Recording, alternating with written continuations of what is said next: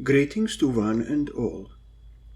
This will be my 6th tutorial on how to play a Ventrue character vampire in Vampire the Masquerade role-playing game, and in this video I will talk about the internal structure of the Ventrue clan. However, even though I played the game for a time, I am no expert. So if you see me make a mistake, feel free to point it out in the comments. The internal clan structure might resemble a modern corporation, but in fact it predates that concept by centuries and borrows heavily from Roman political structures. Officially, advancing within a clan depends on your ability and skill. Unofficially, the elders decide who advances, based on a host of political factors like bribes, grudges, favoritism, nepotism, and so on. It is also possible for a fledgling to buy their place in this hierarchy.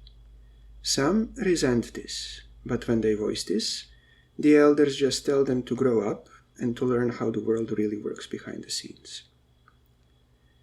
The clan is proud to have a clear place for every Ventrue. Thus, Ventrue hungry for recognition have to climb ladders both inside the Camarilla and within the clan.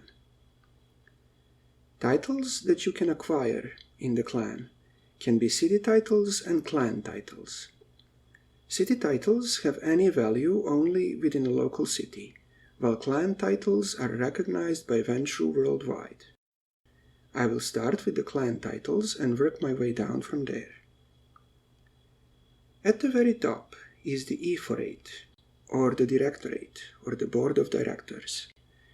They are the 12 or so ephors, the oldest Ventrue in existence, forming the clan's shadow government. Their main duty is to manipulate the clan's massive wealth and to choose representatives for the Camarilla inner circle. They can also assign funds for individual Ventrue projects if they seem lucrative. The Ephorate dictates the global clan policies, such as relations with and actions against the Sabbat, checking the power of the Tremere, actions concerning Caitiff, voting in national elections, and so on. They have eyes and ears all over the world, and few even know who they are. They also settle major intra-clan disputes. The two most grave crimes a Ventrue can commit are to kill another Ventrue or to deny him aid when he invokes the ethics of Succor. When such a thing happens, the ephors have the complete authority. Final death is the last resort, as the Camarilla forbids it, but there have been more than a few over the ages. More often, however, they can punish the offender by confiscating his holdings, or by subjecting him to a blood bond, to either the offended party or an influential Ventrue. All other grievances are handled by the local clan. The two parties first agree on an elder to judge their dispute, then that elder hears them both out, and finally decides on who is right within the next 24 hours. Strategoi are the venerable elders of great respect. They are not secretive like ephors, and they are generals who enforce the ephorate's policies. They are the only ones with face-to-face contact with the ephors, if they themselves aren't ephors in secret. Each has a distinct task, and most often they are primogen or esteemed elders. They oversee Ventrue affairs and can step in to enforce the ephorate's policy in times of crisis. They have no authority over princes, but the ephorate's considerable resources are at their disposal, and the prince should be wise to be wary of them. They can also arbitrate intra-clan disputes and bring criminals to the ephorate's attention. Lictors or troubleshooters are the strategoi's agents and enforcers.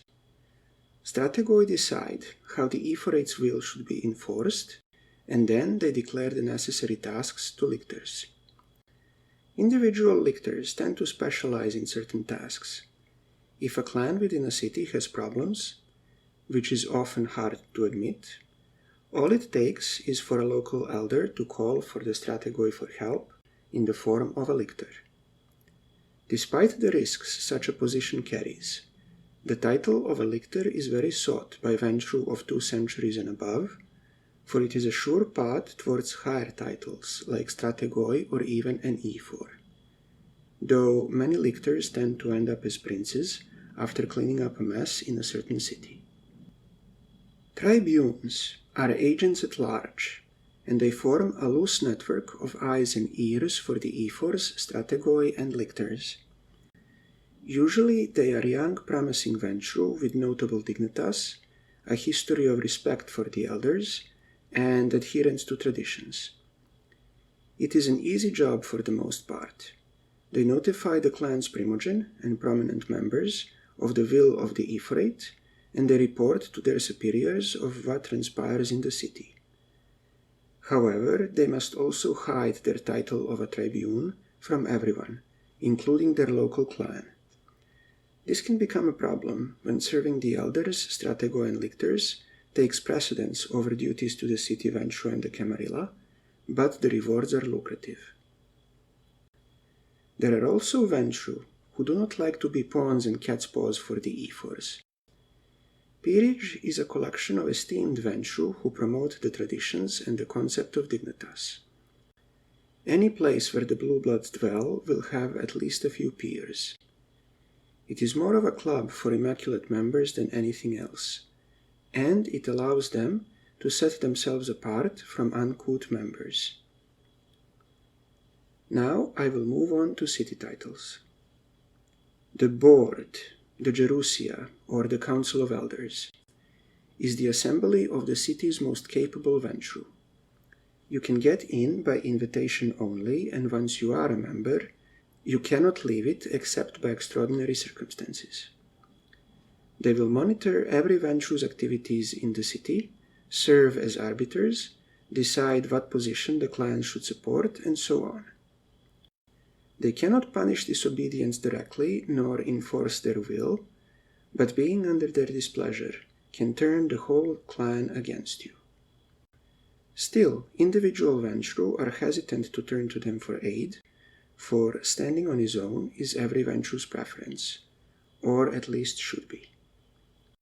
The Gerousia holds 2 kinds of meetings. The first kind are private irregular meetings, and they are for board members only. There, the board discusses the greater political financial issues as well as the more subtle matters. The second kind are the monthly meetings, which are held regularly, on every first Tuesday of the month, and every city Ventrue should attend. The procedure during attendance on any of these meetings is as follows. First, everyone will introduce themselves, starting with the youngest and finishing with the oldest. This includes your name, your titles, and your lineage. Then, they will read the agenda and the issues that they are to discuss. New issues can be submitted for discussion at this point. Next, they will go through the list of issues, and for each item, discuss and vote. That means that each of them will make a brief statement, starting with the youngest and ending with the oldest, which is followed by casting a vote. Of course, someone with prominent dignitas can overrule the majority vote. In the end, they assemble a list of issues for the next meeting. Manager, or praetor, is the most powerful position a city Ventrue can hold. A city may have 1 praetor at most, or none.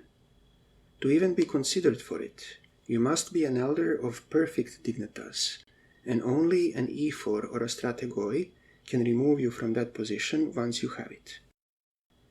The praetor leads the Gerousia and manages the clan's affairs within the city. It is the praetor's task to provide and maintain places for any board meetings with their own funds. As this reflects on them, they spend lavishly on comforts and luxury. A praetor does not have other duties, but they are at the top of the local clan, and every city Ventrue is deferring to them. Aediles, or supervisors, are the hands of the praetor and the gerousia. They are often experienced ancillae, and they keep tabs on the younger Ventrue, distributing the will of the board to the rest of the clan, and conduct clan business in the city. They also serve as generals and organize battles when needed. The board and the praetor nominate them, and there are usually only a few of them per city. Foremen, or questors, are youngish Ventrue who proved themselves competent and have their elders' trust. They're just one level above a common Ventrue with no titles. They are down in the trenches, running errands and doing the clan's dirty work, the way elders command.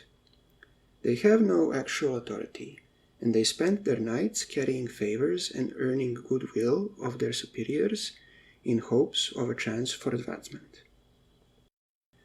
Lastly, there are the associates, or eirin. The word eirin is a Spartan term for inexperienced youths. They have few to no responsibilities. If they are commanded to do something, they are free to refuse. However, the clan does not reward slackers, and such behavior is a good way to ensure a permanent eirin status.